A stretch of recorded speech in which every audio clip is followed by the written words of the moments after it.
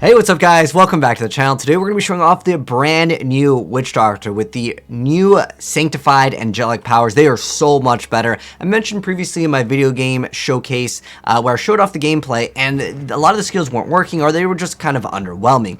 Now with the new seasonal update buff, they are so much better for the PTR with the second update. So starting right off, we're checking out the orange text that is the second one, which says enemies affected by Locust Swarm are also haunted. When you cast Piranhas, all haunted enemies within 60 yards are pulled into the pool. A lesser enemy stunned by Bogodile is instantly killed. Elites and bosses stunned by Bogodile take massive damage. Now over on the leaderboard, basically everyone is running that specific legendary power. There's a couple people using a bow just because the resource cost for the ability to just start spamming out your Locust Swarm can get kind of high, so it can help out. So let's go and show off the gameplay and you guys can see how much better the Witch Doctor is. In fact, now I would say we are maybe due for a nerf with the Witch Doctor, specifically with the Bogodile, and the amount of damage it is dealing is insane. But let's get the gameplay. So I'll show you guys more sanctified powers, not just this one. So we'll start off by just running around in the spirit walk, so we're able to basically go straight towards the elites and get massive damage. You can still use Horrify while you're in the spirit realm, but we're gonna go ahead and need to activate our spider web so we take less damage. We're going to start locust swarming everything, and then we're going to pull everything instantly, and watch how awesome this is. This is my favorite thing. Watch this. Right click, boom, groups up all of them, and all the enemies with the Eric here are just going to start to melt. It's a really great push build. It is very active, just as a heads up. I'm not like a huge Witch Doctor player myself, but like you do have to go through all of your skills, and it is really fun to play. Even if you're not a Witch Doctor player, this build, it's definitely different. Like, we're able to get everything grouped up. Obviously, we want to stand inside of the Oculus ring, pull everything, and bam, we're going to get massive amounts of damage. And you can see everything just start melting. But sometimes when your buffs aren't up on everything, yeah, it feels very, very squishy. You're going to have to upkeep a lot of different things. But it is rewarding just being able to grab all the enemies on screen and pull them into one tight little area. But yeah, you'll see some people using Yangs specifically because the Bogodile right now, I mean, it can like one-shot Guardians straight up. I'll do a full like build guide, but I just want to give you guys kind of an introduction to the build. Now on top of that, there are more sanctified powers, and this video is just basically going to be a showcase. It's not going to be a build guide, although I will be dropping build guides very, very soon, as I feel like some builds may just kind of stay the same, as in they don't really need a buff or a nerf, and I don't believe we're getting another round of PTR changes here. So I believe this is the last one that we're going to get, with the exception of maybe like Witch Doctor getting changed a little bit, maybe Crusader getting changed, because the angels are maybe a little bit too powerful now, but nonetheless, there's another sanctified power that I want to show you. And keep in mind, you don't have to get these on specifically a weapon. It just allows me to easily swap. So the next one actually has to do with the dogs and sacrifice. So what we're going to be checking out is another power. So the other power allows us to have 2 gargantuans at once. And if you're wondering, does it work with the short man's finger? Let's check it out, where we get 6 of them. Look at them. Look at all the little tiny gargantuans. So that's kind of cool. It does work with it. Now, what the heck do they actually do? So we're going to summon 2 gargantuans and 3 zombie dogs periodically. Gargantuans gain the effect of the Restless Giant rune. Zombie dogs gain the effect of all runes. And then enemies hit by sacrifice are immolated, causing them to take 100% more damage from your pets. So basically what we're going to do with sacrifice is, I'm not sure what the best rune is going to be for this, but I like more damage, but you guys can check them all out. You can gain some mana.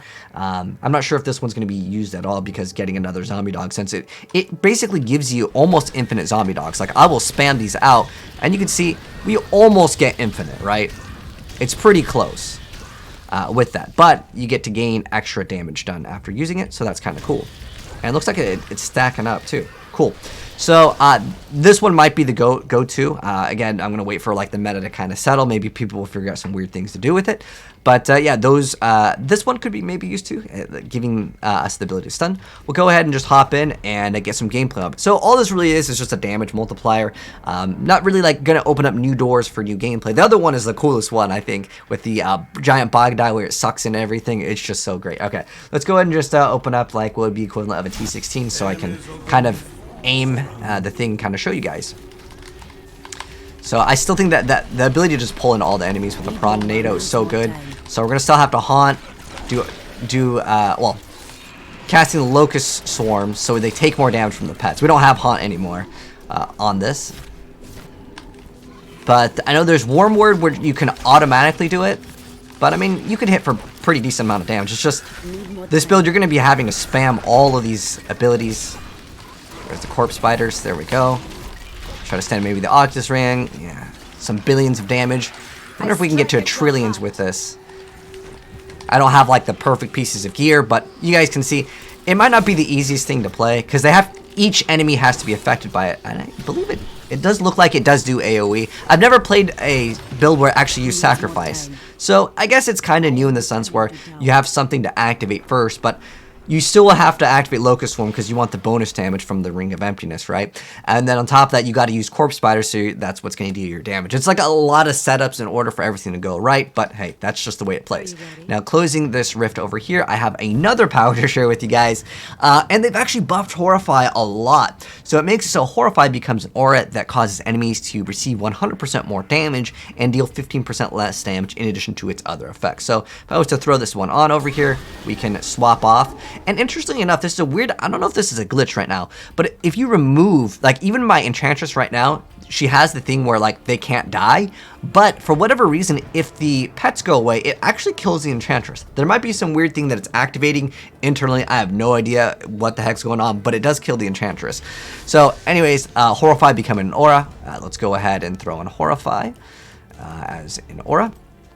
I believe we want the one that usually casts the additional armor for us, right? That could be kind of good. Increase your movement speed. That could be kind of cool.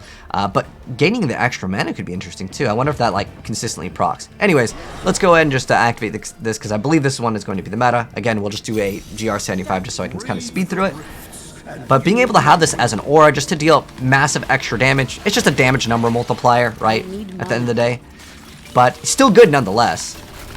Fun stuff, indeed. But again, this is a build where like you have to get a lot of things to kind of start activating. But I mean, this one in the aura, you can kind of see it. It's kind of purple. Maybe if I go to town, it'll be easier to see on maybe green. You can see that there is that aura. So you're going to need to be close. But most builds, oh, well, we're going to have to close this rift over here.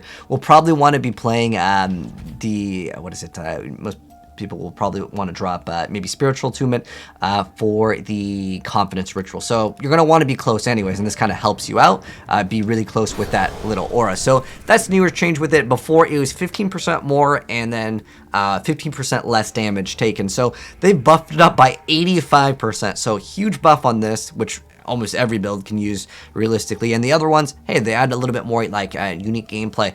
But let me know, guys, which one is your favorite? What do you think of the Witch Doctor now? For me personally, I think this is a huge thumbs up for Witch Doctor, as in they will be an actual good class to pick, because before their Sanctified Angelic Power simply did not work. But I'll be dropping build guys very soon for some of these builds. But let me know, guys, what you think of it and what you guys would like to see next, and I'll start covering a lot of these very soon. But take care, and if you guys are new here and do want to see that, subscribe, turn that bell, drop a like on your way out, and I'll see you in the next video. Peace.